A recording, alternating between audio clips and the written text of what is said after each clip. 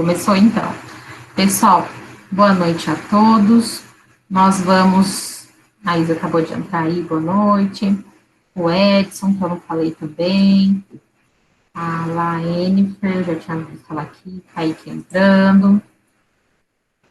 Bom, nós vamos começar nossa aula hoje, pessoal, e nós vamos falar hoje sobre dois públicos, tanto o público adulto quanto o público dos idosos, tá? Como que acontece essa saúde coletiva dentro desse público e quais são as principais doenças deles, né? Que a gente tem que estar cientes e quais são as atividades que nós podemos programar, né? Através aí de um planejamento para poder atender esse público, tá bom? Então, eu vou começar a compartilhar na tela aqui, mas antes disso, eu vou pedir para vocês mandarem aí o presente. Peraí, deixa eu ligar ele aqui. Então, manda aí a palavra presente para contar a presença de vocês, por favor.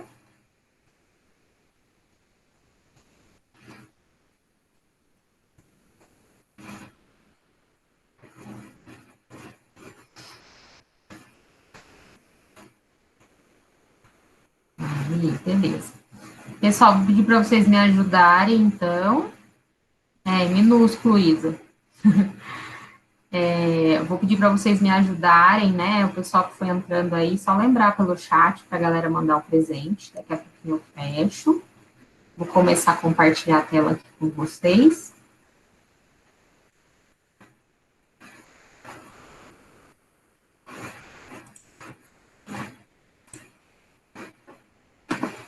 Então, aí vocês me falam se dá para ouvir bem, se travar, vocês me avisam.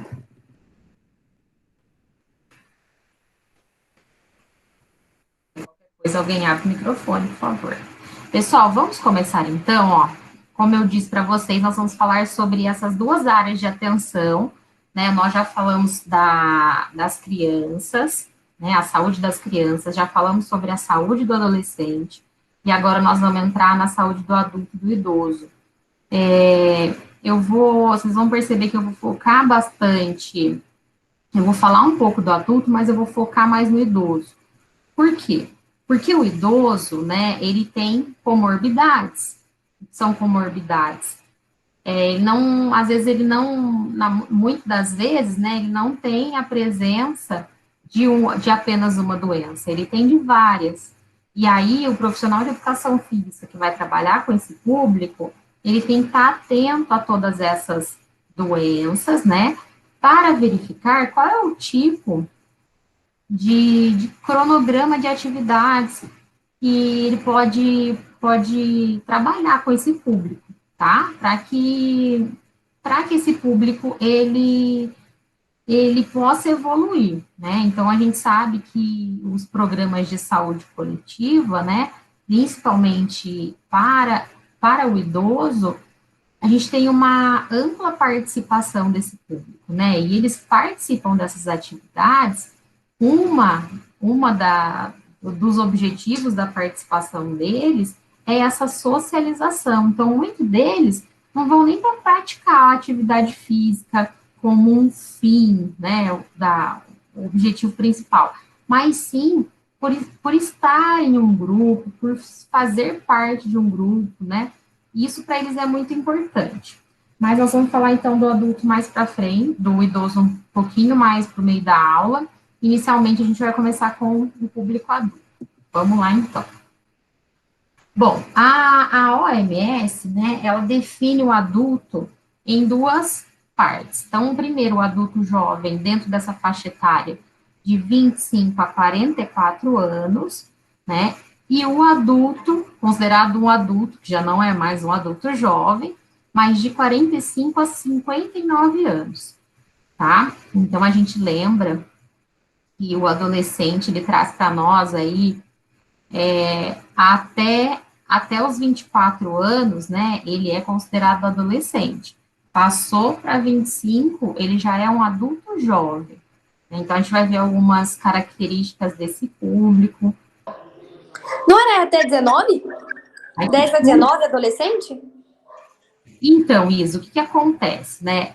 a OMS, ela vai trazer o adolescente até 19, mas a partir do momento que ele passa para 20, ele já é considerado um adulto. Aqui, como a OMS traz como adulto jovem, tem alguns lugares que eles trazem essa informação de 20 para frente e outros de 25 para frente. Como a maioria, com embasamento teórico, foi em cima dos 25, então eu estou seguindo os 25. Então, assim, vocês vão considerar adolescente até o 19. Passou do 19, vocês já sabem que ele é adulto, ele vai acabar entrando aqui. Então, tem muitos estudos que vão a partir do 20 e tem mais a partir dos 25, tá?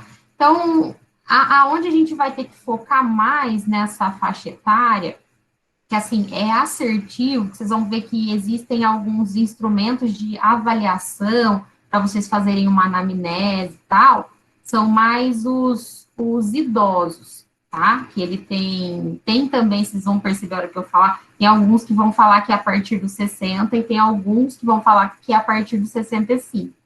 Então, a gente considera assim, ó, chegou aqui nessa faixa limítrofe de 59, passou para 60, ele já é considerado idoso, tá? Então, vai ter sempre essa diferença aí, um pouquinho a mais ou um pouquinho a menos.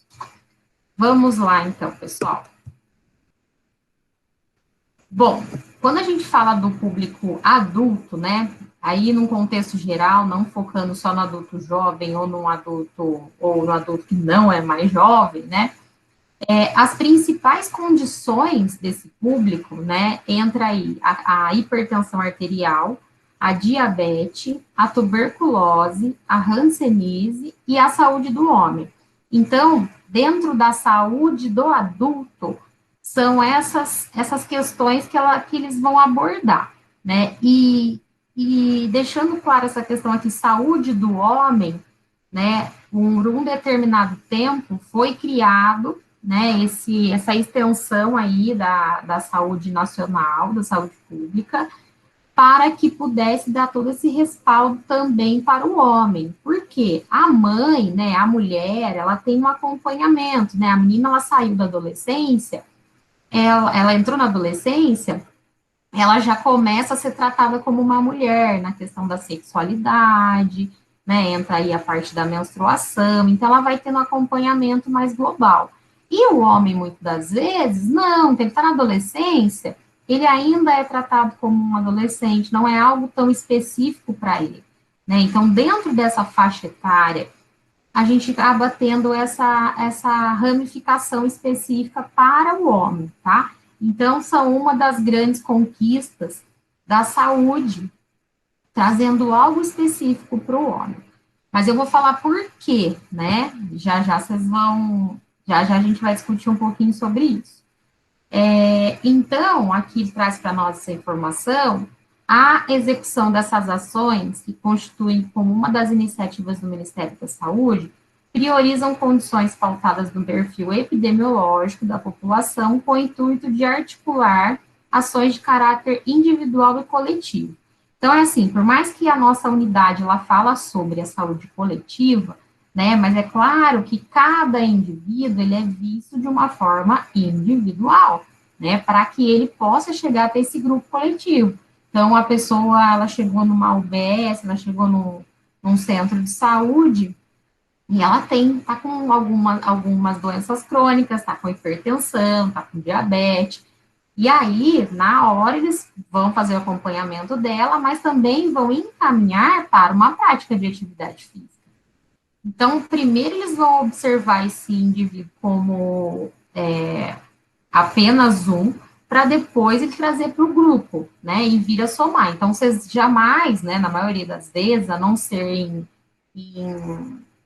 em locais privados, né, vocês vão trabalhar com um grupo específico. Ai, pessoal, preciso de um professor de educação física só para trabalhar com esse grupo aqui, só de hipertenso. Provavelmente, isso vai acontecer em planos de saúde, mas na parte pública, não. Na parte pública, você vai ter um grupo, né? Você vai ter o hipertenso, você vai ter um que tem diabetes, você vai ter um que já sofreu tuberculose, hoje ele trata, hoje ele tem só alguma doença respiratória mais crônica, mas não é a tuberculose em si, e assim por diante. Então, a gente vai perceber esse grupo, por isso que a gente tem que também entender um pouquinho de cada uma dessas doenças, tá? Vamos lá. Então, o Ministério da Saúde, ele vem investindo nessas diretrizes para reorganizar as redes de atenção e as linhas de cuidado das doenças crônicas, né? Para orientar as ações da vigilância nessas doenças infecciosas mais prevalentes, né? Então, olha lá, a efetivação das ações de atenção à saúde do homem, voltada para a prevenção de agravos, diagnóstico, tratamento, reabilitação, manutenção, proteção e promoção, eles vêm representando um passo muito importante para a saúde do adulto. Então, essa saúde do homem, pessoal, eu não vou me lembrar agora a data correta, mas ela é uma das últimas conquistas nacionais, né? Então, antigamente não tinha algo específico para o homem.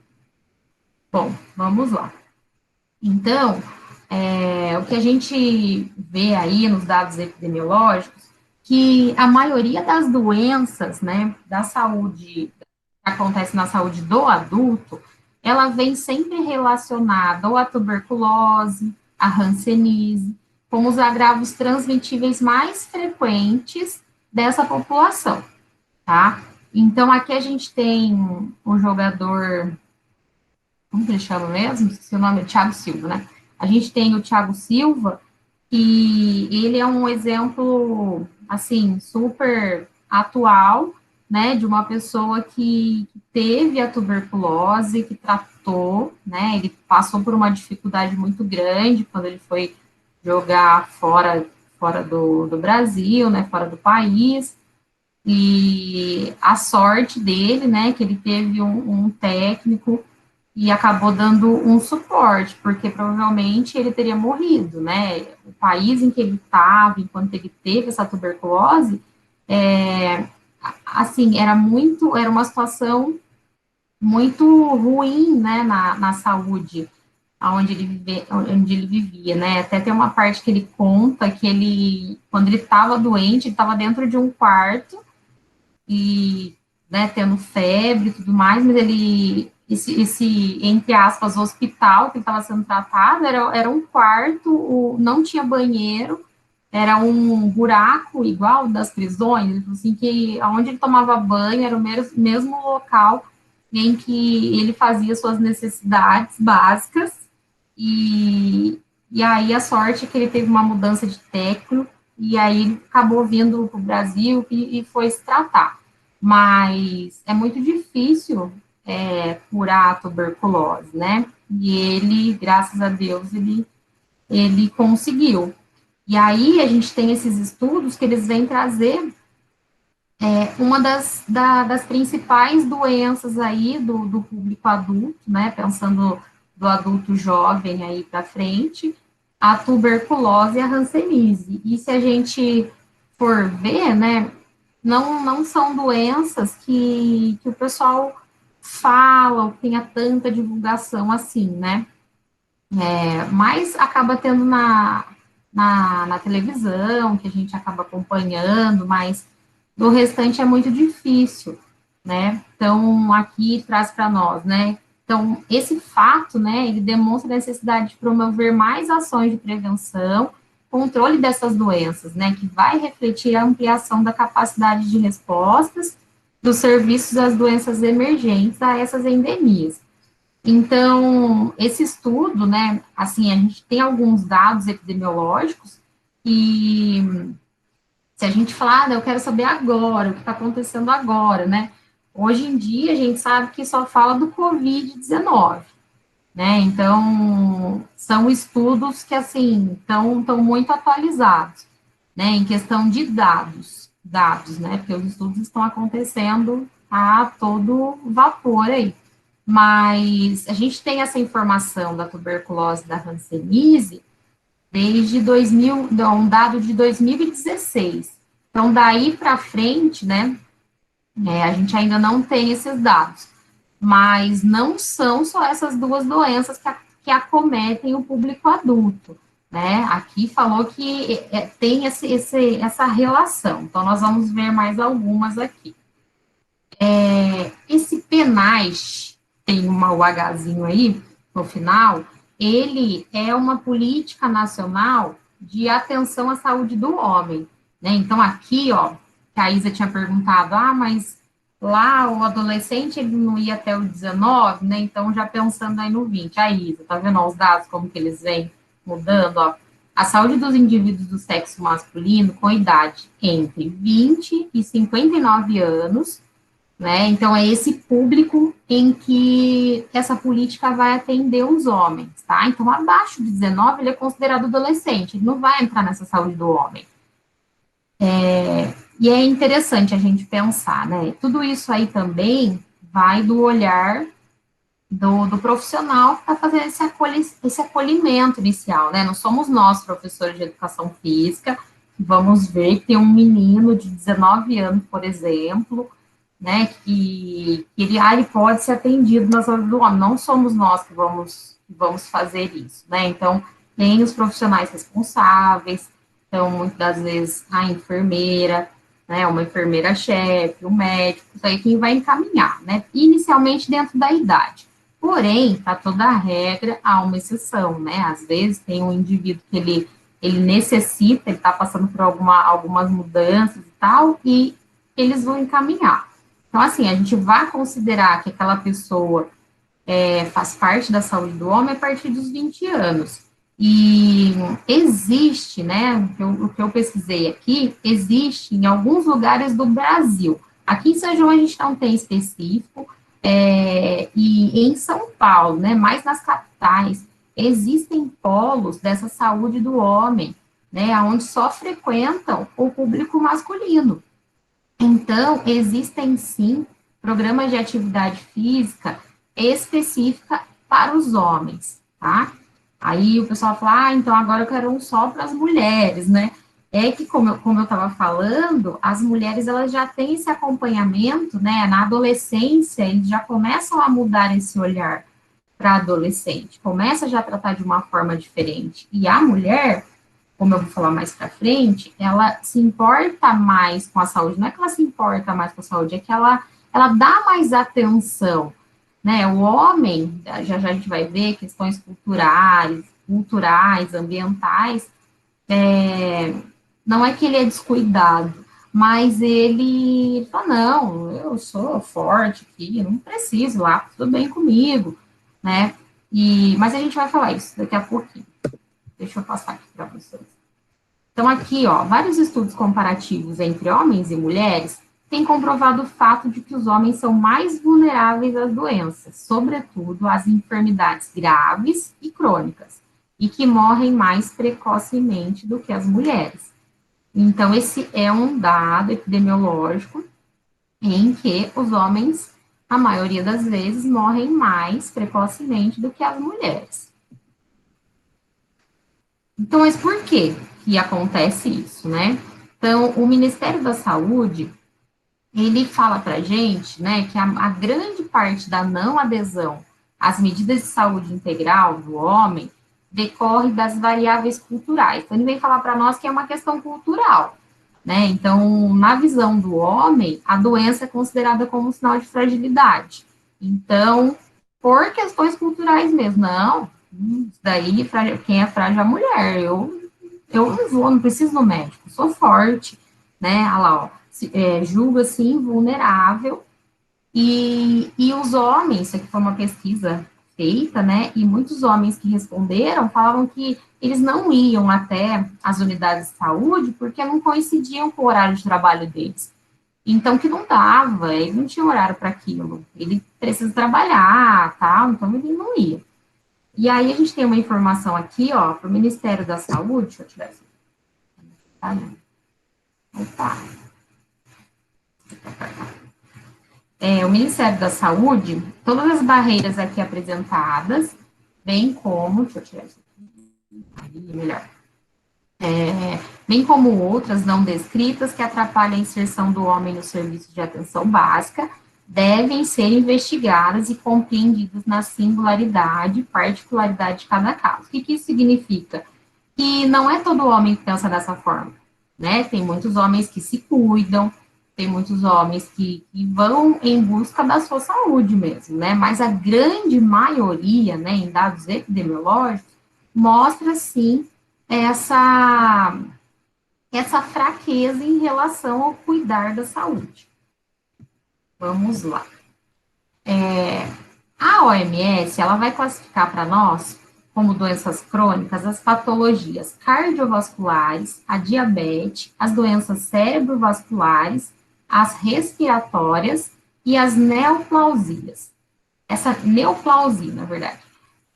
A neoplasia, pessoal, vocês vão ouvir falar bastante disso e os materiais que a gente vai estudar também. A neoplasia, o que ela é? Elas são os tumores, né?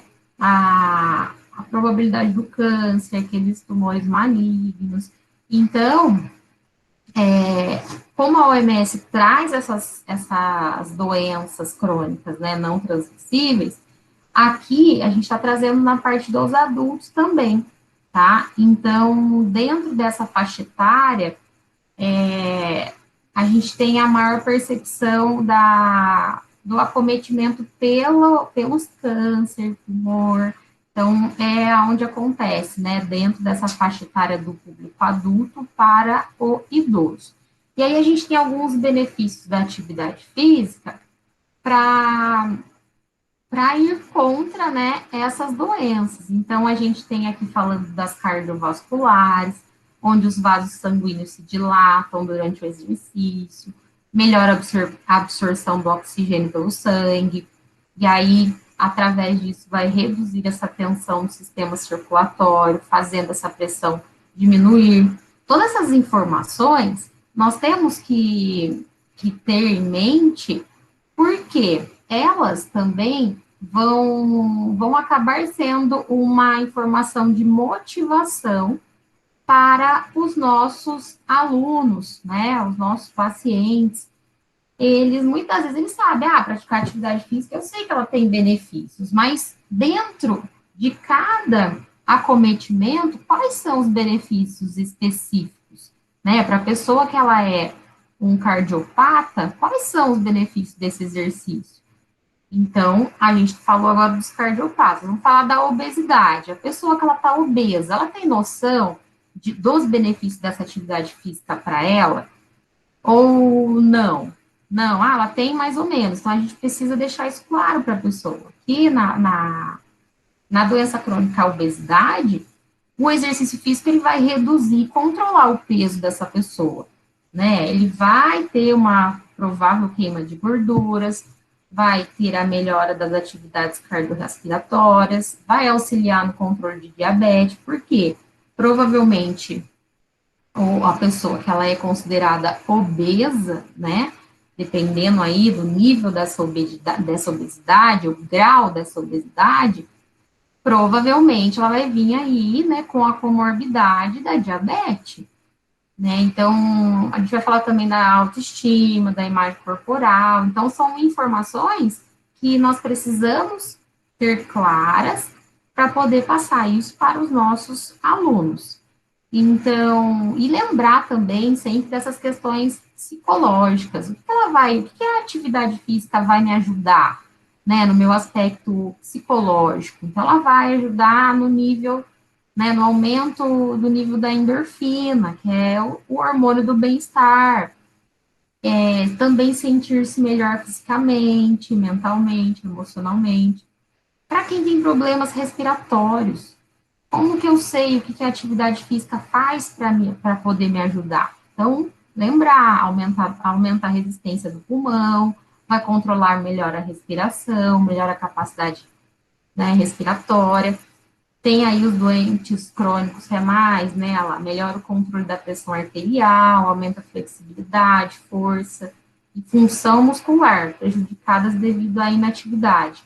Quando a gente fala da inatividade, né, a gente vai entrar aí em paralelo com o sedentarismo, né? Então, a gente tem que ter todas essas essas nomenclaturas também claramente na nossa cabeça para poder passar essa informação adiante. Então, aqui, ó, a gente vai falar um pouquinho da doença cardiovascular. Quando a gente tem esse público, né, ou dentro desse grupo que a gente for trabalhar, ou vivenciar, o pessoal que está fazendo o estágio com a gente no projeto Acolher, né, vai perceber bastante isso, né, a gente fez uma pesquisa e percebeu que a maioria dos colaboradores, muitos apresentam as doenças do coração, né? Então, a gente vai acabar trabalhando com um grupo com problemas cardiovasculares. Então, aqui, ó, para uma prevenção adequada da doença cardiovascular, é necessário algumas questões que a gente vai passar aqui abaixo agora. Então, a OMS ela traz para a gente também 9 fatores de risco que vão explicar quase 90% do risco atribuído da doença na população. Mas isso é ao redor do mundo, não é só no Brasil, tá? Então, esses fatores são a história da família da doença arterial coronariana prematura. Então, assim, se a pessoa tem um familiar de primeiro grau, aqui, ó, sexo masculino, menor de 55 anos, e sexo feminino, menor de 65 anos. O homem, já nessa questão aqui, maiores de 45 anos, e a mulher, maiores de 55 anos. Então, se provavelmente tiver esse histórico na família, né, acaba sendo um fator de risco para que a pessoa possa vir a desenvolver. Então, a questão do tabagismo, né, o cigarro aí, o colesterol elevado, a pressão arterial sistêmica, a diabetes, a obesidade, gordura abdominal.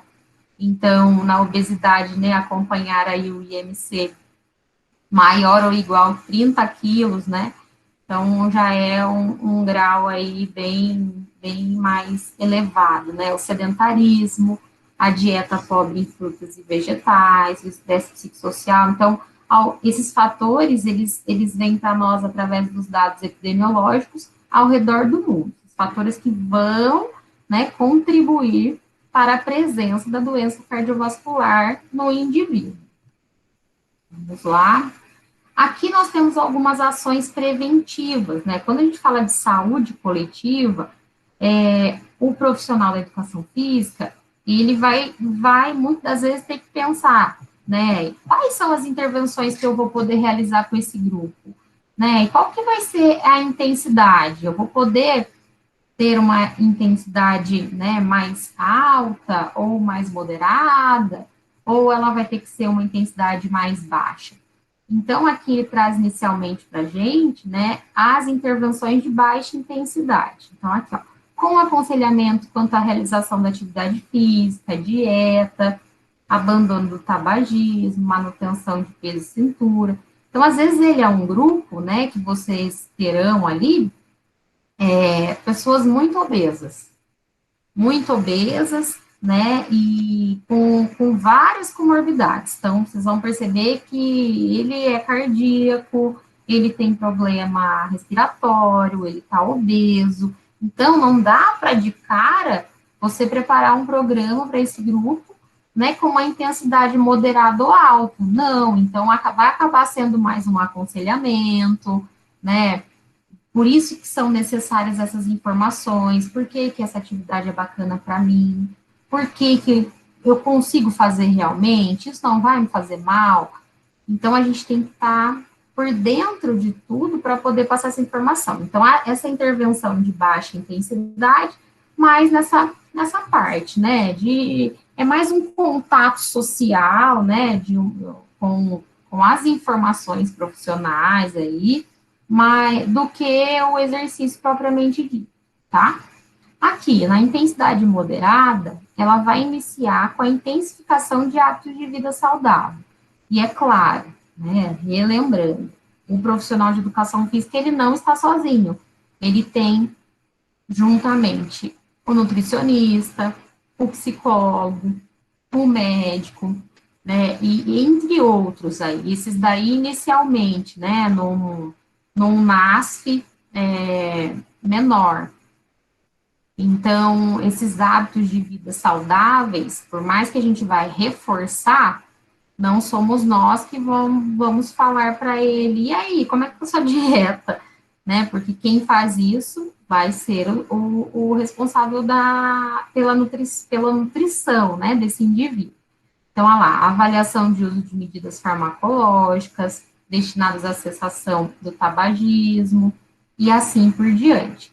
Né? Essas atividades, né, de intensidade moderada também vai depender desse público, né? Como que a gente vai trabalhar?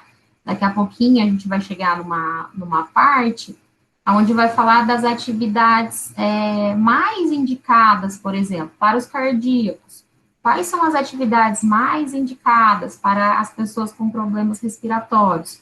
E aí a gente vai conseguir também definir isso, de que forma que vai acontecer essa intervenção. Algumas aqui, ó. Então, para os adultos na faixa etária, lá, aqui já está falando dos 18, tá vendo como eles modificam? Mas a gente tem que pensar nesse contexto mais amplo, né, numa visão mais macro. Então, para os adultos da faixa etária dos 18 aos 64, a atividade física, ela precisa incluir, tá? Atividade de lazer. Lembrando que a atividade de lazer, esse indivíduo ele vai realizar no período em que ele não está trabalhando.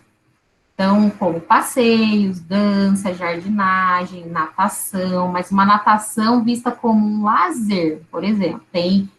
Vocês vão perceber que o idoso, ele vai para uma hidroginástica não pensando na prática de uma atividade física, mas ele vai porque eu estou no meu momento de lazer aqui, estou fazendo a minha hidroginástica.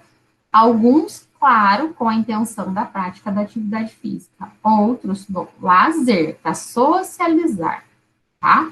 Então, inicialmente, essa atividade física do público adulto, ele tem que, então, estar dentro das atividades de lazer, tá? Proporcionando esse prazer para ele.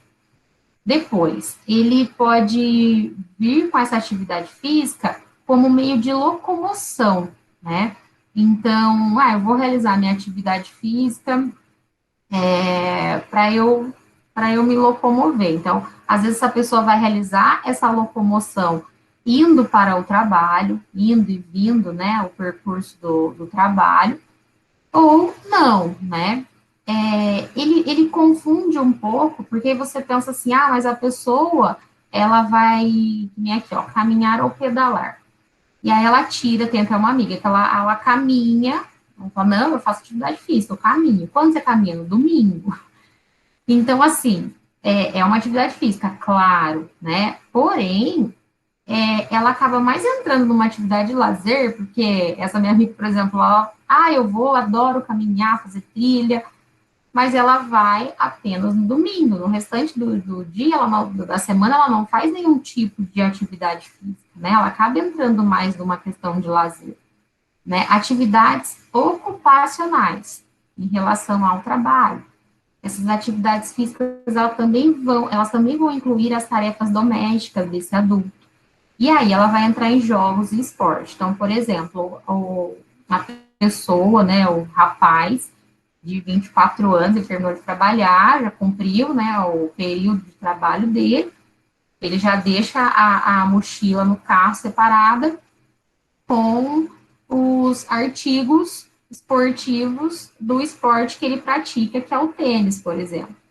Então, é diferente da atividade de lazer, né? E aí, outra atividade física que vai incluir nessas recomendadas é o exercício planejado, né? Então, aquele adulto que ele cria uma rotina, né? E que ele se planeja para fazer aquilo. Então, na segunda ele está na academia, na terça ele está no seu momento de lazer, então ele está fazendo uma caminhada, mas é o momento de lazer dele, ele não está pensando na atividade física, né? Então, a gente tem aí algumas opções e recomendações para que essa pessoa esteja em atividade, né?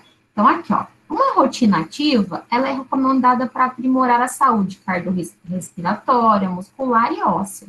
reduzindo assim a incidência de doenças crônicas não transmissíveis e também a depressão.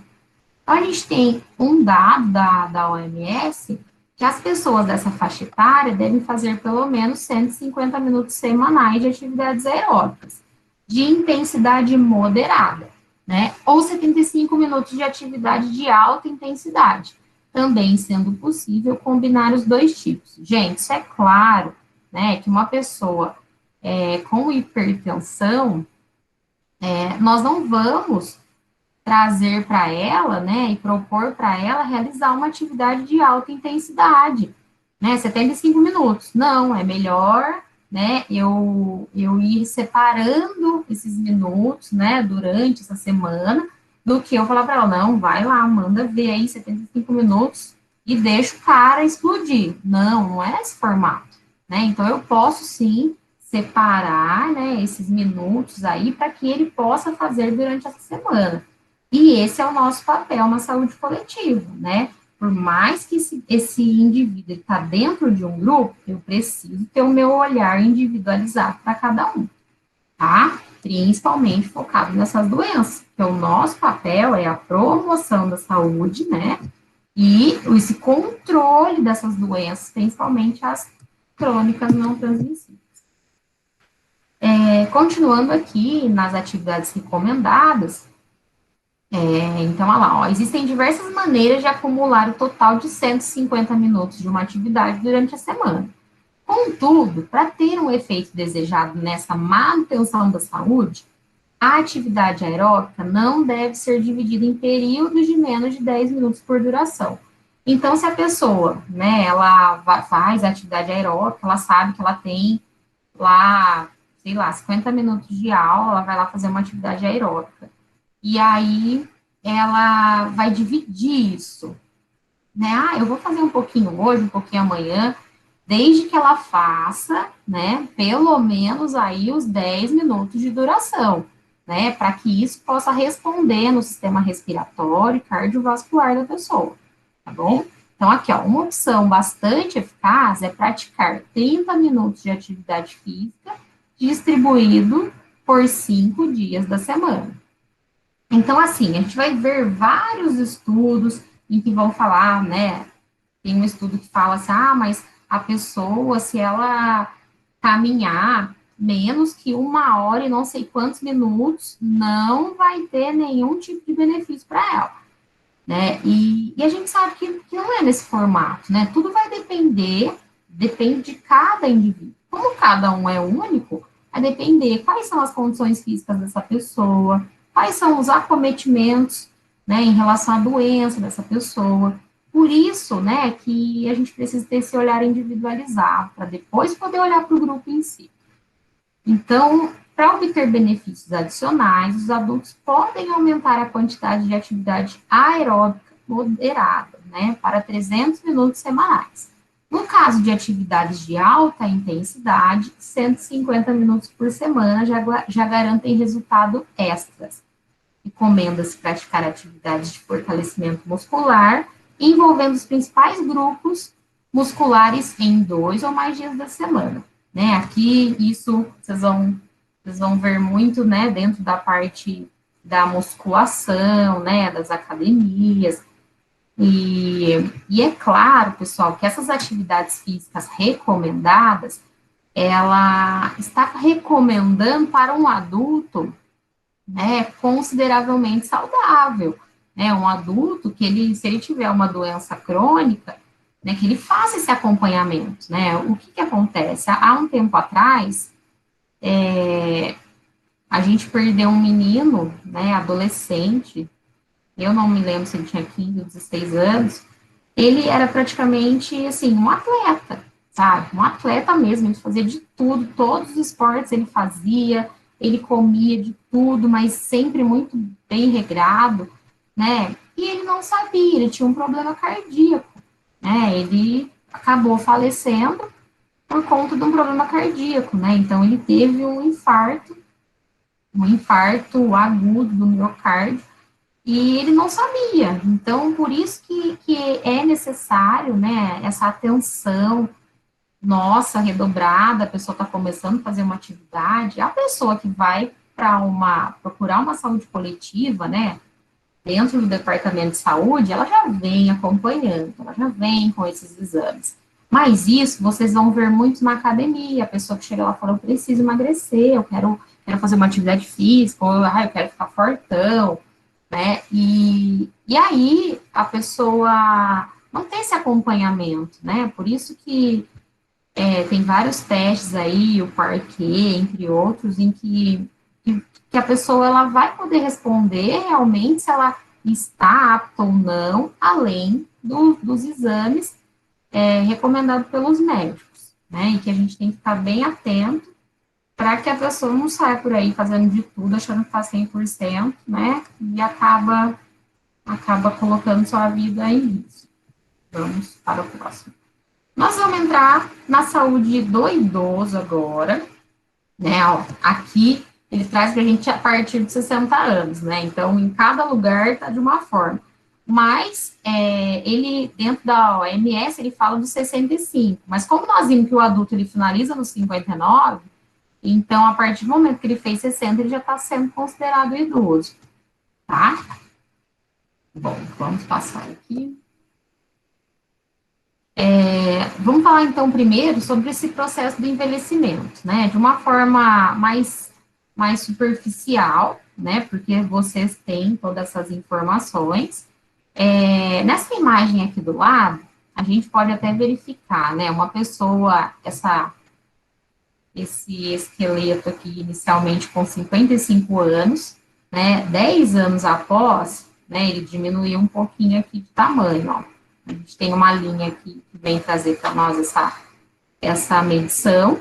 Então, ele diminuiu. 10 anos depois, né, ele diminuiu o seu tamanho.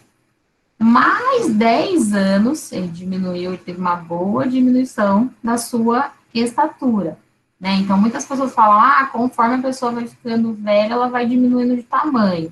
Não é que ela vai diminuindo de tamanho, né? A gente tem aí o aumento dessa curvatura da coluna. Então, olha só como a coluna aqui do primeiro esqueleto, né, ela está num formato praticamente normal. 10 anos após, ela começa a se curvar, então o indivíduo, né, o idoso, a tendência é ele vir arcando para frente, né, e ele tem tanto aí, né, na parte lombar, quanto a parte cervical, que ele vai entortando muito, né, e aí a gente pode até perceber, só observar a maioria, né, dos idosos, olha lá, ele joga o tronco para frente, e aí começa até a ter uma barriguinha mais saliente, às vezes ele nem é obeso, mas por conta do sistema esquelético, né, dessa composição do processo de envelhecimento. Então, a gente tem aqui, ó, alguns dados, né, em relação à estatura, o idoso, ele, como se ele perdesse aí, ó, 1 centímetro por década, a partir dos 40 anos. Então, a galera nessa faixa etária aí de 40 anos, por mais que está no público adulto, ele já vai começar a perceber essas modificações no corpo que acabam sendo o processo do envelhecimento. Então, olha lá, redução dos arcos dos pés. Então, ele também acaba diminuindo. A coluna, ela acaba tendo um aumento na curvatura e alteração nos discos intervertebrais, né? Que aí começam a aparecer os problemas de coluna, desvios posturais, né? Esses desvios posturais que não foram vistos lá na adolescência, né? A pessoa que, esses dias eu vi uns meninos, né, achando lá que eles estavam arrasando, andando de bike, e a bike totalmente modificada, né? O rapaz lá, todo torto, andando de bike, o joelho passando da linha do pé, é uma situação que ele estava fazendo uma força para conseguir pedalar e todo torto. Falei, gente, imagina quando ele, né, tiver no processo de envelhecimento, como estará? E então, esses desvios posturais aqui é o nosso processo de envelhecimento. Isso aqui é natural, isso vai acontecer. Mas, se o indivíduo ele não cuida dessa postura, ele, com certeza, né, essa idade dos 55 para 65, ele vai estar muito pior do que ele poderia estar, né, normalmente. Então, vamos lá. A gente tem uma imagem, pessoal, em relação aos nossos ossos. Então, no processo do envelhecimento, um osso saudável, né, aqui, ele tem todas essas ligações por completas. Já o osso com uma osteoporose, ele vai, além dele ficar, né, mais fininho, mas ele vai também se rompendo. Por isso que a maioria dos idosos acabam passando por, tomou um tombinho, cirurgia do fêmur, o ombro que deslocou, a clavícula, e assim por diante, né, por conta da osteoporose. Então, acontece muito, né, a diminuição da massa óssea com os ossos ocos. Então, ele vai se quebrando, vai se rompendo, ele vai ficando oco. Então, o idoso ou pisou de uma forma diferente, ou realmente bateu, ele quebra muito fácil, né? Então, olha lá, os ossos ficam finos, sensíveis, né? Então, eles ficam mais sujeitos às fraturas. E tudo isso faz parte do processo normal de envelhecimento.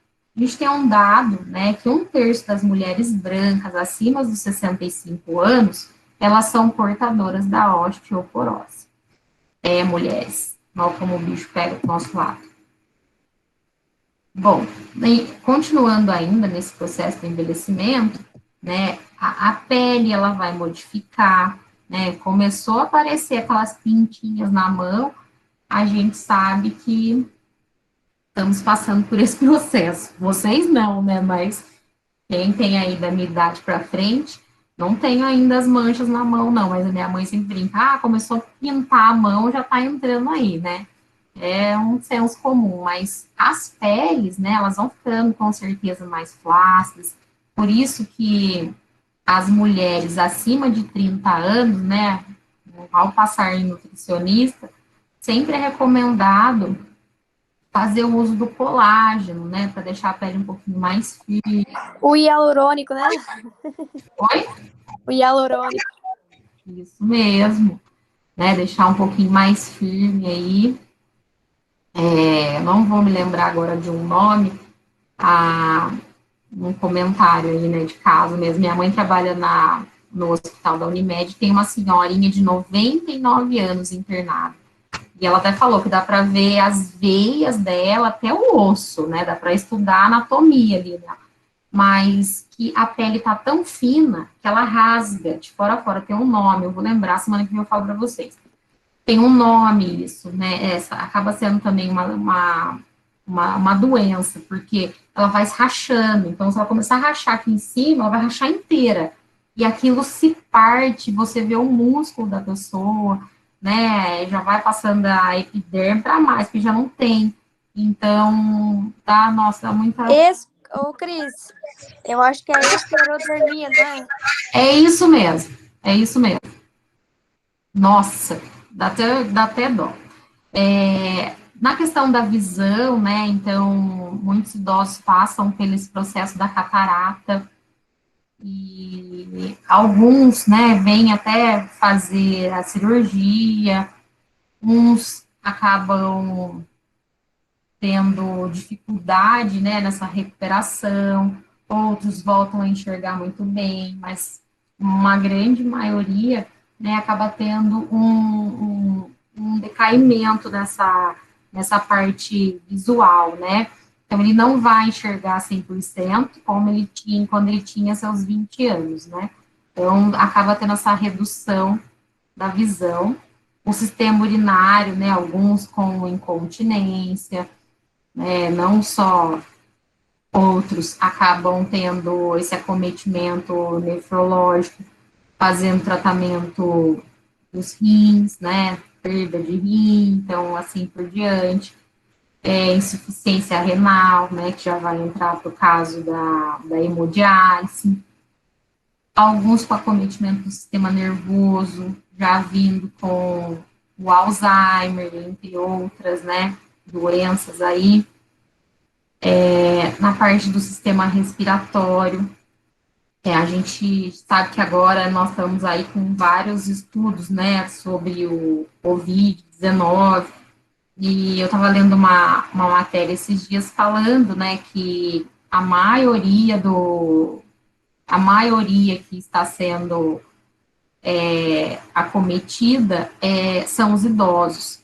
E um pulmão com de uma pessoa, né, que sofreu essa doença do Covid, né, é como se ele tivesse uma parte, que nem a tuberculose. A tuberculose, tem pessoas que acabam tendo a tuberculose e sobrevivem, e precisam retirar um pedaço do pulmão, né, e o pulmão, ele não tem como, né, você recuperar, né, esse pedaço que ele foi arrancado, né, ou aí membrado dessa pessoa.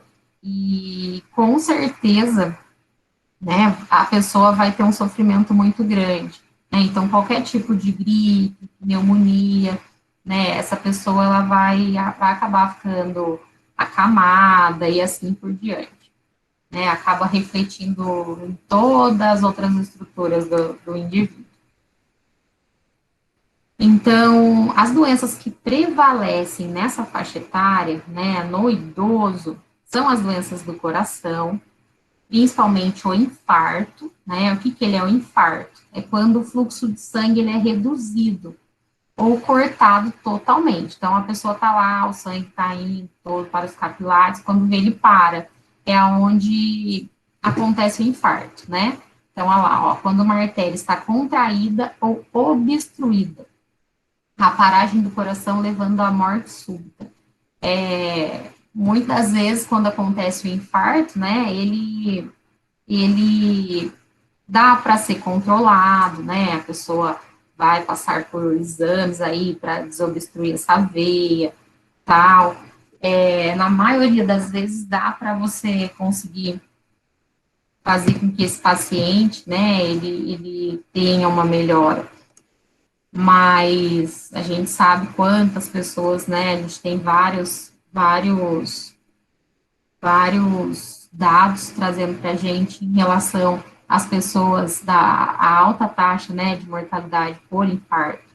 Então, nós temos também como doença prevalente as doenças respiratórias, então, a principal, que é a pneumonia, né, a pneumonia ela é uma infecção no tecido pulmonar, né, pulmonar, que está aqui, o erro aqui. Então, o COVID, né, é muito parecido com a pneumonia, né, tem várias diferenças, mas a doença respiratória que ele mais se aproxima é a pneumonia. Outra doença prevalente é a diabetes, que é uma doença metabólica, né, com glicemias aumentadas. E depois a gente tem na parte neural o AVC, o AVE ou derrame, né? Então, muitas pessoas conhecem como AVE ou popularmente conhecido como derrame. O que é o derrame? É uma restrição da irrigação sanguínea ao cérebro. Então, ela vai causar uma lesão celular ou danos nas funções neurológicas.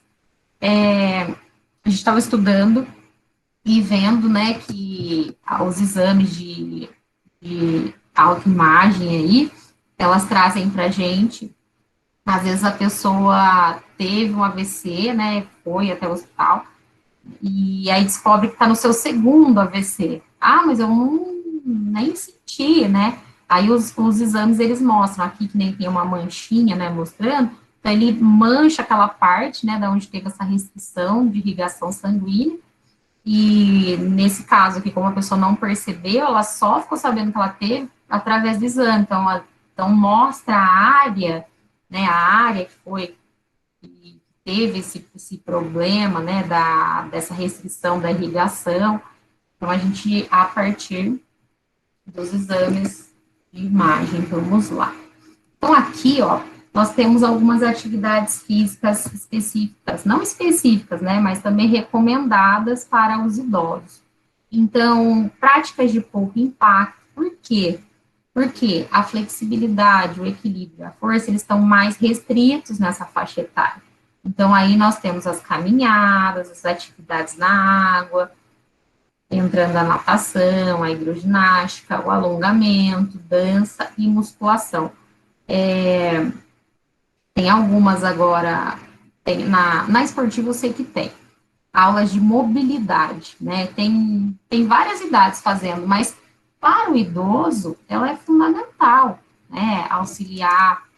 Vai auxiliar nas atividades de vida diária também, daqui a pouco a gente vai falar sobre isso, né? Essa mobilidade humana aí, a pessoa ter essa consciência, né, do seu corpo, como ele está, a yoga, o mindfulness, né, traz para a gente, né, essa consciência.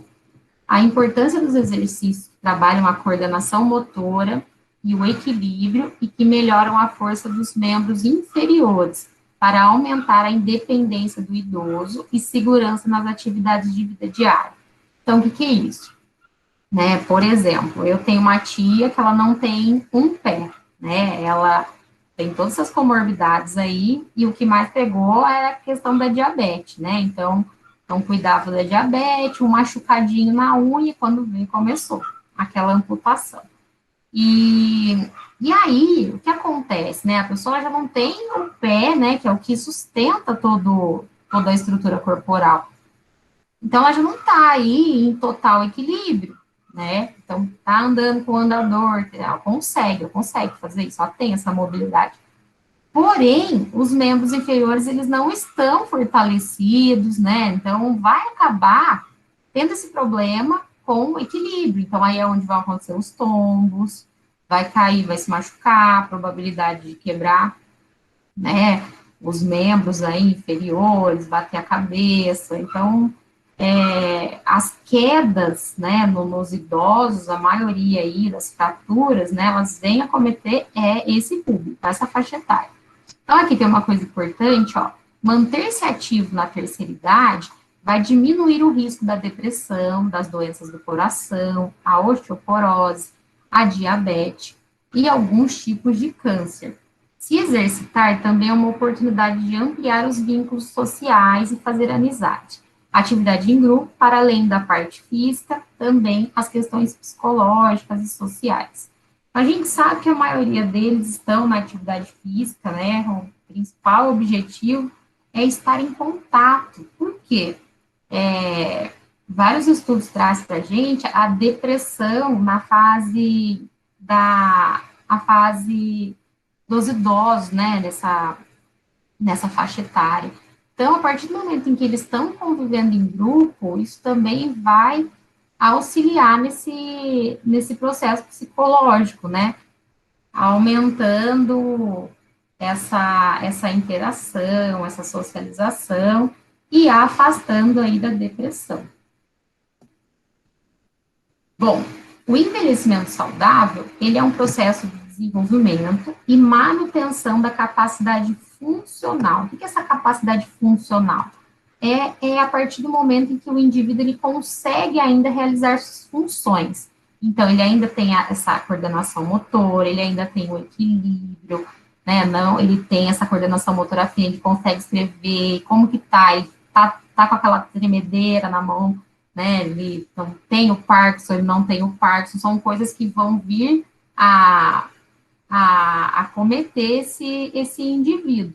Né? Então, essas capacidades funcionais é tudo aquilo em que ele consegue realizar, né, as suas funções básicas, né? O ir ao banheiro sozinho, tomar um banho, comer, fazer sua própria comida, né? Então, olha lá, que possibilita o bem-estar na terceira idade. Olha lá, as capacidades que permitam que todas essas pessoas sejam e façam o que têm razão para valorizar. Né? Então, alguns idosos que vivem com seus filhos, por exemplo, né, eles conseguem fazer as suas atividades de vida diária normais, né? Então, se ele não consegue, ele tem uma capacidade funcional reduzida. Daqui a pouquinho a gente vai ver um teste, né, uma avaliação que você faz os idosos para ver como está essa capacidade funcional. Por quê? De acordo com essa capacidade funcional, é que você vai criar um programa para ele. né? Um programa de atividade física. Aqui, ó, a gente tem um dado. Aliás, esse site aqui, ele é o site, né, da OMS, junto com a OPAS. Ele está, eu até vou procurar pesquisar por que que eles estão enfatizando tanto, né, no envelhecimento. Mas eles estão com dados, assim, super atuais. Olha aqui para vocês verem, né, aqui a gente tem a curva, né. O que é esse dado aqui? Está trazendo para a gente qual é o número, né, de pessoas consideradas idosas. Aqui a gente tem no Brasil, olha lá o tanto de gente idosa que nós temos no Brasil, né? Então, até aqui, né, que eu tirei um print, mas você, com o mouse, você vai passando nos países, ele vai mostrando para a gente em relação àquele país. E aí você pode também demarcar qual que é o ano que você quer. Ah, eu quero saber quando, como que vai estar, mais ou menos, né, lá em 2078. Ele vem trazer uma probabilidade aí, né?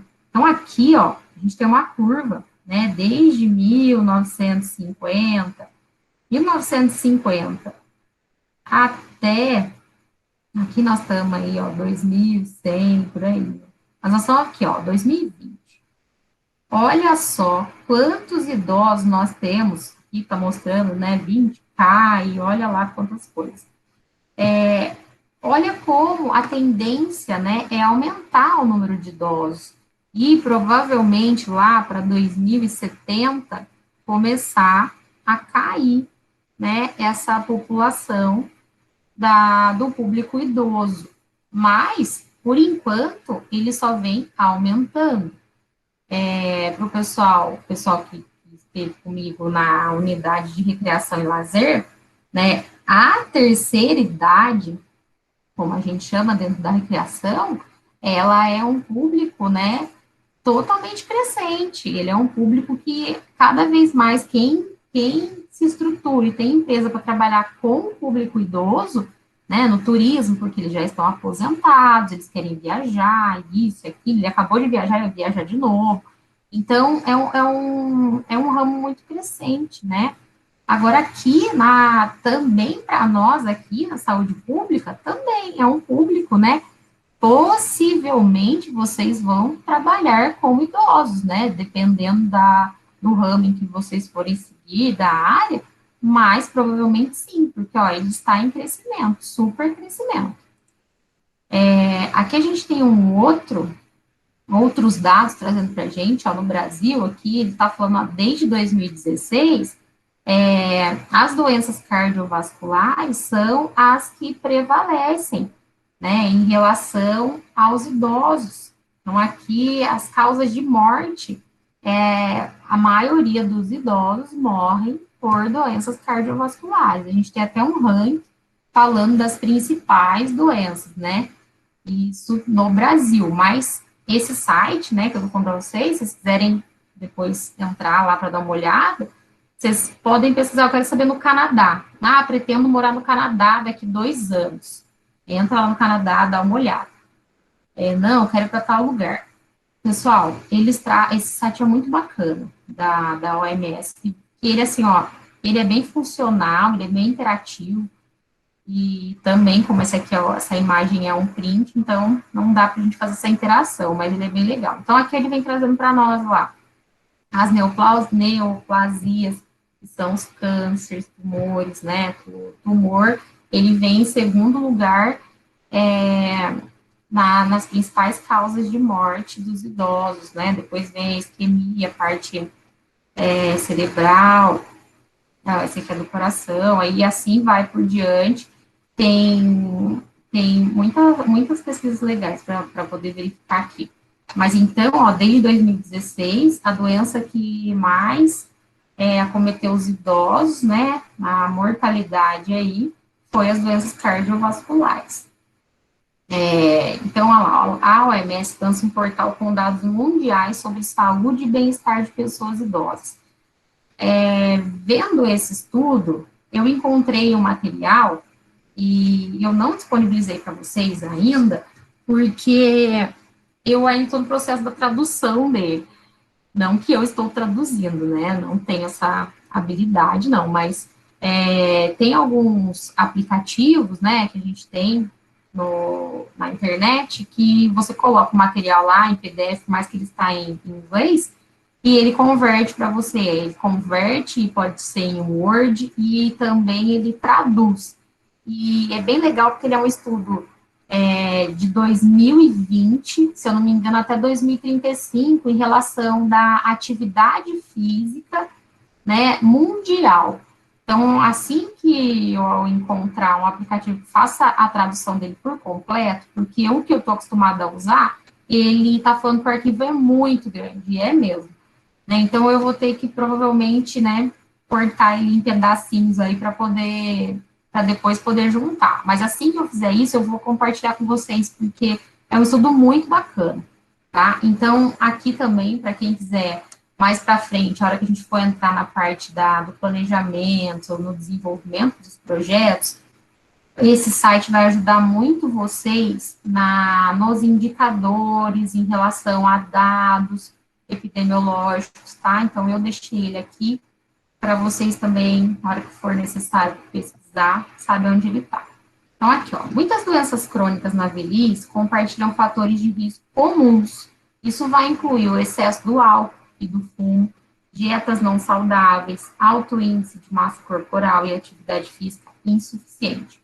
Tá? Essa página exibe informações sobre fatores de risco em idosos, essa aqui mesmo, tá? Da OMS. Idosos desagregados por idade, sexo, nível nacional, regional e global.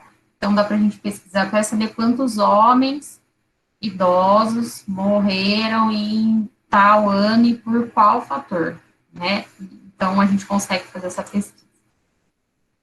Aqui, pessoal, a gente tem uma figura, né, que ela vai trazer para a gente esse funcionamento dentro das unidades de saúde pública, tá? Não só da pública, porque a privada ela também vai acompanhar isso, né? Mas como que esse idoso, né, ele é encaminhado para os grupos, né? Através de que forma?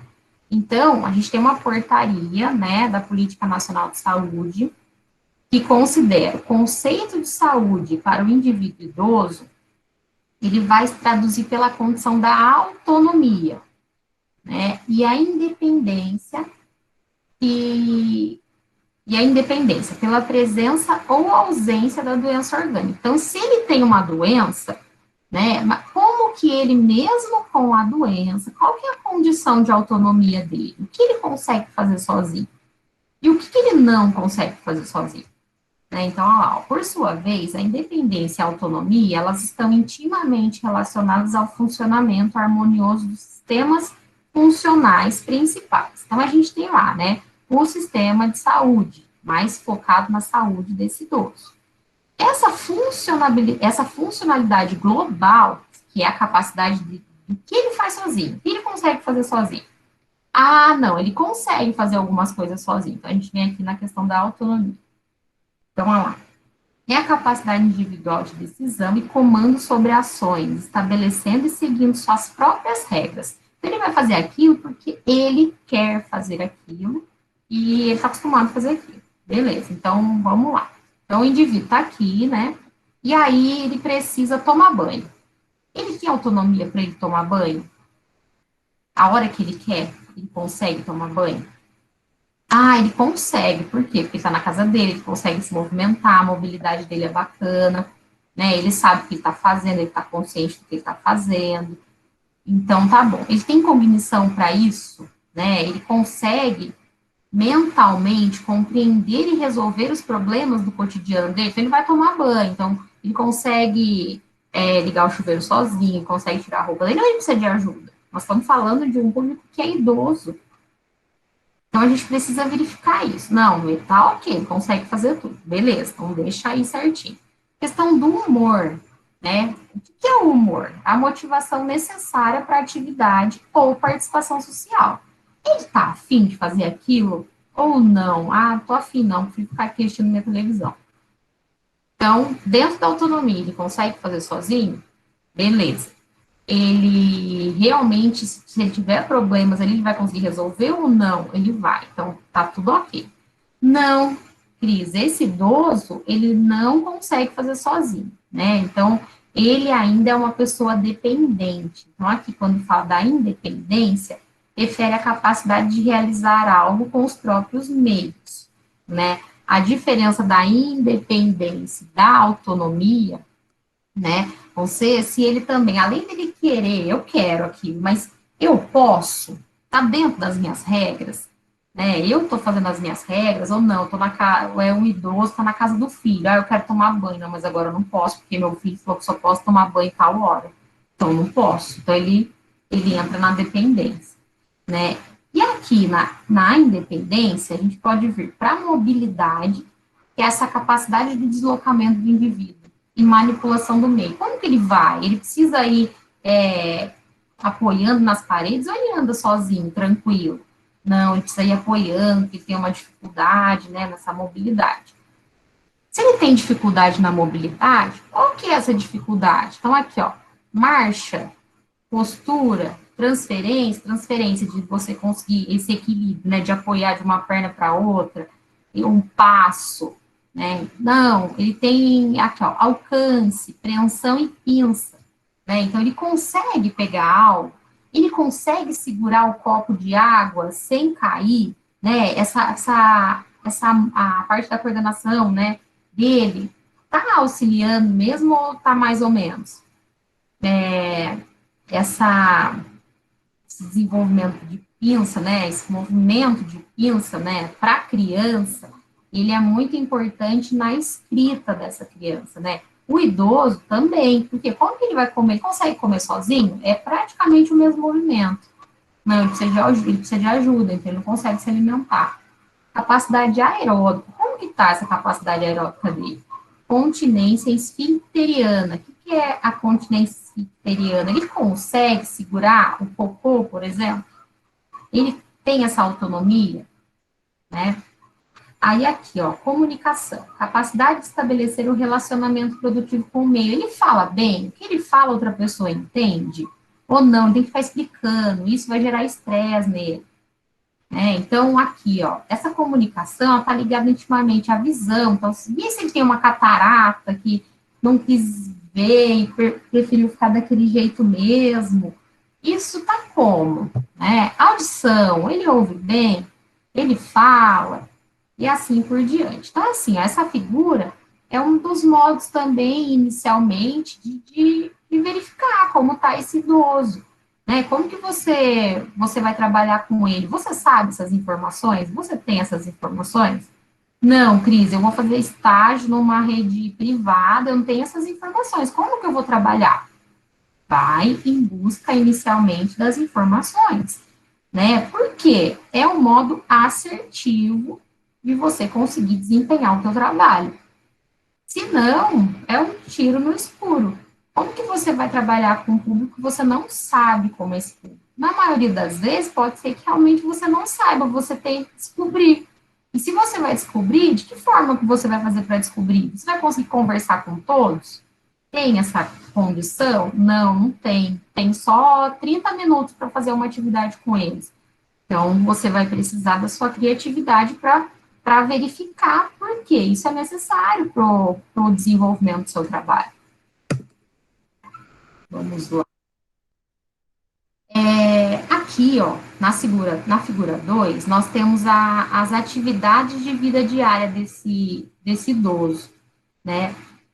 Então, deixa eu dar uma olhadinha aqui, ó. As tarefas do cotidiano, né? As atividades de vida diária, elas são as tarefas do cotidiano, que essa pessoa, ela está acostumada a fazer, né? Então, a alimentação, os remédios, o banho, a higiene pessoal, né? É a atividade física, o lazer, alguma coisa em que ele está acostumado, né, a fazer. Então, aqui, ó, essa sigla, o AVD, né, ele vem trazer para a gente essa informação das atividades de vida diária, tá? Então, quanto maior for a complexidade do AVD, maior será a necessidade do funcionamento adequado. Então, se ele tiver um número enorme de atividades durante o dia, né, então quer dizer que é complexo, é muito complexo para ele essas atividades de vida diária. Então, quanto maior for essa complexidade, né, mas ele vai precisar estar adequado aos sistemas funcionais principais. Quais são os sistemas funcionais principais? A cognição, o humor, a mobilidade, a comunicação, né? Tudo isso de uma forma harmoniosa. Acaba misturando tudo. Então, olha só, essas atividades de vida diária, como eu disse para vocês em relação da higiene, ó, atividades relacionadas ao autocuidado, atividades relacionadas ao domicílio. Então, ele consegue lavar uma louça, por exemplo? Não, ele não consegue, precisa de ajuda. Atividades relacionadas à integração social, né? Como que ele se comunica com as pessoas, como que ele está em contato com as pessoas, até mesmo os vizinhos, né? Então, a gente tem aqui, ó, atividades de vida diária básica, as instrumentais e as avançadas. Pessoal, isso aqui também é tudo a questão de curiosidade, porque a partir do momento, o sistema que você for trabalhar, né, ele vai vir a apresentar esse modelo de trabalho, tá? Mas, inicialmente, isso são informações necessárias para um bom desempenho, né, das atividades da nossa profissão, tá bom? E esse aqui, ele é um modelo do sistema público de saúde, tá? Como eles avaliam esse idoso, como eles fazem, né, essa abordagem, esse acolhimento. Então, olha só, a presença de incapacidades é o principal preditor de mortalidade, hospitalização e institucionalização em idosos. Baseado nisso, Saliba desenvolveu um instrumento simples e eficaz, capaz de identificar o idoso vulnerável, definido como aquele indivíduo com 60 anos ou mais, que tem um risco de declínio funcional, ou seja, dessas atividades, né, de vida diária, né, como que ele funciona, ou morte em 2 anos. Esse questionário, ele vai valorizar a idade, a autopercepção da saúde, a presença da limitação física e das incapacidades. O instrumento, ele pode ser respondido pelo paciente ou pelos familiares ou cuidadores, inclusive por telefone. Cada item recebe uma determinada pontuação. Vou mostrar ele aqui também, por questão de curiosidade. Então, olha só. E a gente tem, né, a idade dele, também já tem a pontuação aqui, a classificação que você vai dando, a autopercepção da saúde, ela, em geral, comparado com uma pessoa da sua idade, você diria que essa saúde é excelente, muito boa, boa, razoável ou péssima. Então, isso, tanto o idoso quanto o cuidador pode responder. Né? Em relação à limitação física, então, por exemplo, aqui, ó, que a gente vai estar avaliando a questão da mobilidade. Inclinar-se, agachar. Você consegue inclinar, agachar ou ajoelhar? Aí vai falar. Quanto que ele acha, né? Isso vai marcar, consigo mais ou menos, consigo um pouquinho melhor. Não, faço isso tranquilamente. Aí a pessoa vai preencher. Você consegue levantar, carregar objetos com peso igual ou superior a 4,5 quilos? Você consegue alcançar estendendo o braço acima dos ombros, escrever ou manipular? Então, assim, são informações muito, né, pertinentes para a nossa avaliação. Isso a gente pode fazer até numa anamnese. Esse aqui, ó, para quem quiser saber mais, é o instrumento de identificação do idoso vulnerável, conhecido como VES-13, tá? Aí tem várias coisas, mas eu vou deixar aí para vocês verem. E ele é legal, que dá para você, Cris, mas na unidade que eu tô, não tem como eles irem em busca desse instrumento, adquirirem esse instrumento, tal. Como que eu faço, né? Provavelmente, o médico, ele tem condição de fazer, né, essa aplicação do instrumento, provavelmente tenha esse instrumento, e o pessoal, não, eu faço de outra forma, mas isso seria o ideal para nós, profissionais da educação física, né? Dessa forma, nosso programa, nessa criação, planejamento para aquele grupo, vai ficar muito melhor. Você vai trabalhar e você já tem todos esses dados ali claramente. Então, fica muito mais fácil a gente trabalhar, né? Mais fácil que eu falo na questão de desempenhar um bom trabalho, né, e de ter uma evolução desse público. E aí você também consegue mensurar quanto que ele consegue fazer isso. Ah, ele não conseguia fazer isso. Hoje ele consegue. Qual que foi o tempo? Né? Então, a gente consegue mensurar e, através disso, dar indicadores para mostrar também a evolução do nosso trabalho e, principalmente, do indivíduo. Aqui, ó, já é um organograma mais amplo, né? Então, a gente falou até agora sobre essa parte da cognição, humor, comunicação, chegamos a falar um pouco da incontinência esfincteriana, mas ele também vai acabar entrando em outras, ó. E aqui ele vai trazer as principais doenças desse idoso, tá? E também aqui embaixo, ó, quais são os cuidados necessários com esse idoso. Então, ele dá essa amplitude do nosso trabalho. E aqui os principais benefícios para a atividade física da terceira idade. Então, temos vários, né, benefícios, lá, controle do peso, funcionamento corporal, evitando as perdas funcionais, preservando a independência, porque, pessoal, eles, de forma alguma, que eles querem ser dependentes de alguém, mas eles acabam sendo, por quê? Porque o nosso corpo, né, a tendência, a gente sabe, né, que é diminuir a nossa mobilidade. Então, eles querem continuar sendo independentes. E a atividade física, ela vem ajudar nessa independência também.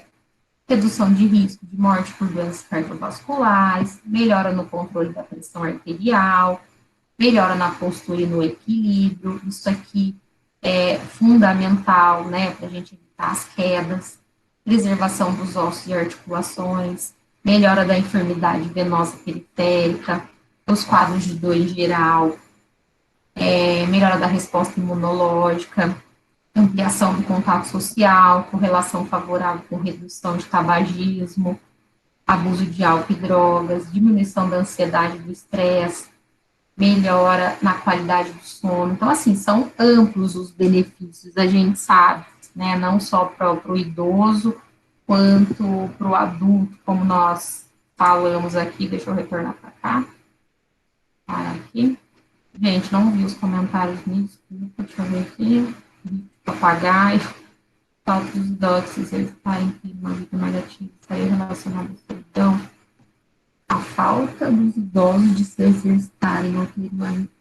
Com certeza, né, Edson? Com certeza, né? E aí essa solidão vai levar para depressão, entre várias outras questões, né? Como eu disse para vocês.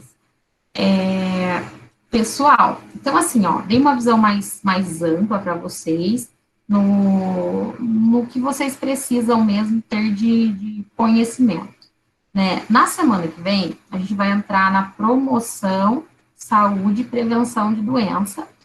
Depois dela, a gente vai começar a trabalhar no projeto. Então, a gente vai desenvolver um projeto de saúde coletiva. Então, a gente pode até definir aqui, por mais que nós temos só 18 pessoas, que o Caio acabou de cair, nós vamos definir algumas questões aqui para as nossas próximas aulas. Por quê? Depois da semana que vem não vai ter aula, né? Na outra só, a gente vai trazer essa parte da promoção e prevenção. E aí, eu vou apresentar para vocês o, o, o aplicativo do Canvas que a gente usa, ele é um aplicativo do Sebrae, não é o Canva que faz parte de arte visual, não, né? Mas ele consegue, ele é uma plataforma em que a gente vai alimentando com informações e ele auxilia nesse desenvolvimento do projeto. Então, é legal porque depois você só vai lá dar imprimir, ele sai, né? Por mais que a gente não vá imprimir, mas você consegue salvar como PDF, enviar esse projeto, ele é muito interessante. Como eu disse para vocês, não sei se todos lembram, mas se você consegue desenvolver um projeto bacana e se você aprende o processo correto de desenvolver esse projeto, você pode participar de, de várias possibilidades, né? em relação à saúde pública. Você pode escrever, se o seu projeto for bacana, você escrever um projeto legal e, e apresentar, tem algumas plataformas que a gente consegue anexar esse projeto e ver se ela é aprovado ou não, se o projeto ele é aprovado ou não. Se o projeto for aprovado, você pode, é obrigatório esse projeto, Vinícius, ele será a nossa P2.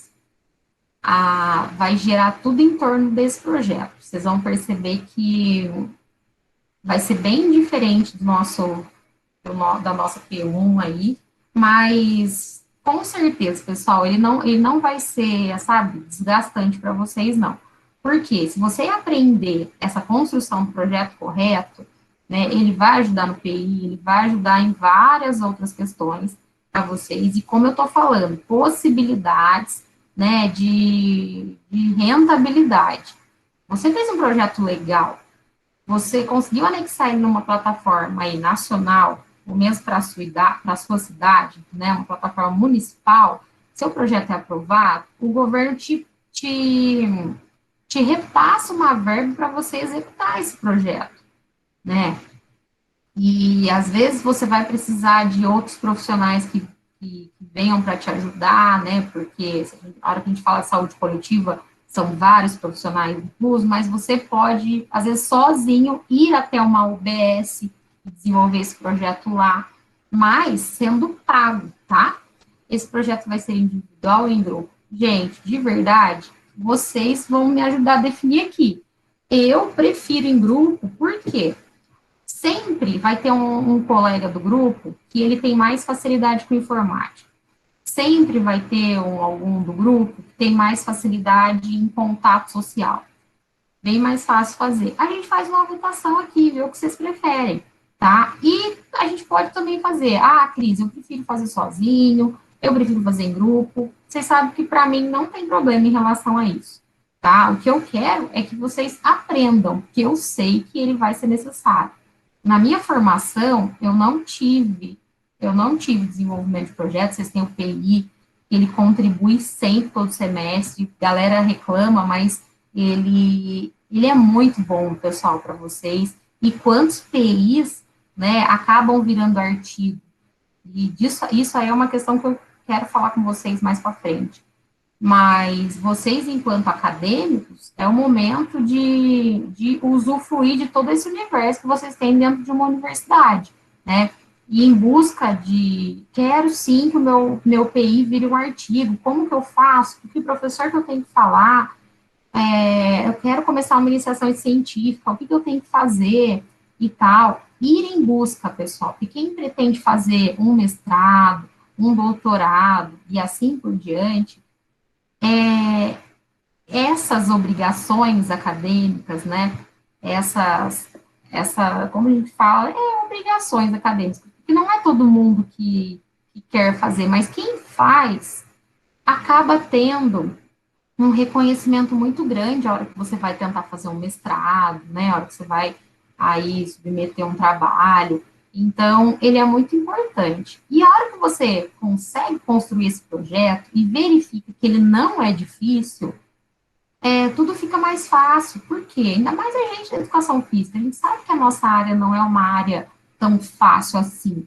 A gente tem que ficar provando muitas das vezes, né, o que a gente faz, explicar e tal. Mas você vai entrar num clube, você pensou num projeto, quero fazer alguma coisa aqui, você apresentou, é diferente daquele cara que vem e fala, não, pensei nisso, nisso, nisso, vou fazer assim, assim, assim. Mas todas as ideias que estão aqui, passar para o papel, né? E ele tem um passo a passo para facilitar. E eu vou ajudar vocês com isso também, certo? Então, vamos lá. Vamos fazer uma votação aqui com as 19 pessoas que estão, tá? Então, quem está votando aqui, é o que a gente decidir agora, está decidido. Quem prefere fazer esse trabalho do projeto individualmente? Manda aí. Manda aí no chat, por favor. O Vinícius, né? Porque ele falou primeiro que ele gostaria. Vinícius, o Caio, tem mais alguém? A gente sabe, né? Às vezes fica mais fácil por conta de estar todo mundo à distância, outros vão achar mais fácil em grupo, porque também está à distância. Então, tem várias questões aqui que a gente tem que ver. A Laine falou que também. Eu acho que pode ser opcional, sim, porque eu quero que vocês façam o melhor. O melhor de vocês. Então, se o melhor seu vai ser de uma forma individual, beleza. Se o melhor do outro vai ser em grupo, ele vai conseguir contribuir, beleza também, tá? Tô vendo só quem gostaria e quem não gostaria. E a galera dos grupos aí? Um 19 só, mas beleza. Pessoal que prefere fazer em grupo. Xandão, ó, um grupo para a gente pensar num projeto, eu acho que se ele passar de 4, é muita coisa, sabe? Cacá tá falando aí, para mim, tanto faz. Eu acho que o grupo, assim, no máximo 4. No máximo, porque são muitas informações, vai demandar tempo, vai demandar estudo, né? Então, assim, não dá para aquele grupo que sempre carrega um nas costas fazer. O que acontece? O que foi carregado nas costas, ele vai ter a nota? Ele vai porque ele é em grupo, mas realmente ele não vai aprender. Se o foco dele agora é só andar, beleza. Mas se o foco dele é ser um profissional que faz a diferença, ele precisa pôr a cabeça para funcionar. Bom, deixa eu ver aqui. Então, eu vou deixar ele bem aberto para vocês, galera. Quer fazer em grupo, que não passe de 4. Quer fazer individual, tranquilo, pode fazer, tá bom? Cada um sabe, né, de que forma que o seu trabalho rende melhor.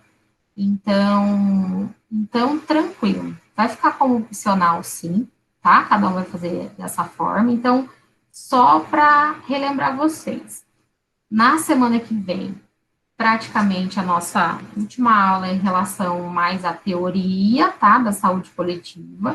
Depois a gente vai mais para a prática dessa criação do projeto, desse desenvolvimento. A minha ideia inicial, eu vou apresentar para vocês, como eu falei para vocês, né, que eu tive em contato com o pessoal da saúde de São João, e aí eles passaram algumas dificuldades, né, quais são as dificuldades deles, né? Quais são essas fraquezas aí que o município tem? E talvez nós, da educação física, conseguíssemos colocar em prática isso, né? E é o que eu conversei com eles. Vocês têm verba para, por exemplo, hoje o nosso estudante da educação física do quarto semestre ele não pode executar, ele não pode ser um estagiário, por exemplo, né? Eu acredito que é a partir do ano que vem, do terceiro. Então, e quando esse meu aluno estiver no terceiro, vocês têm condição de recebê-lo como estagiário remunerado?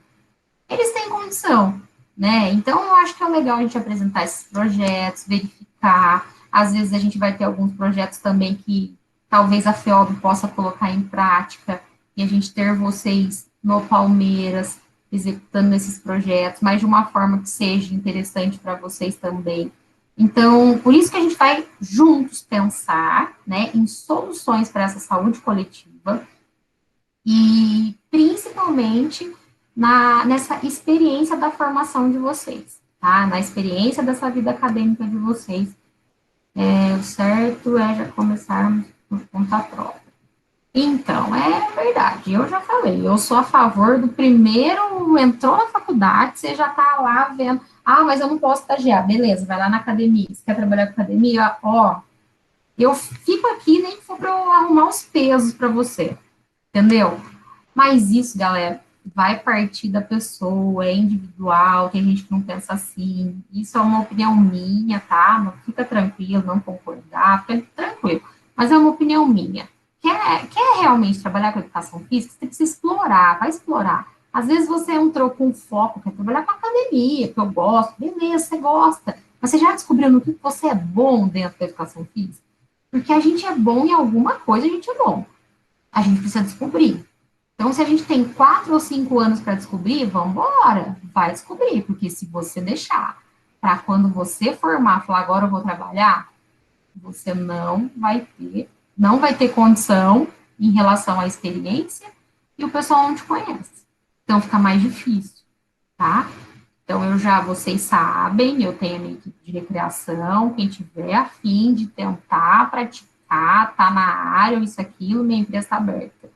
A gente está retomando devagarzinho, né, por conta da pandemia. Uia, aceita currículo? Susto! Que susto! Calma. Que susto, Isa. Fala de novo, deixa eu abaixar o som.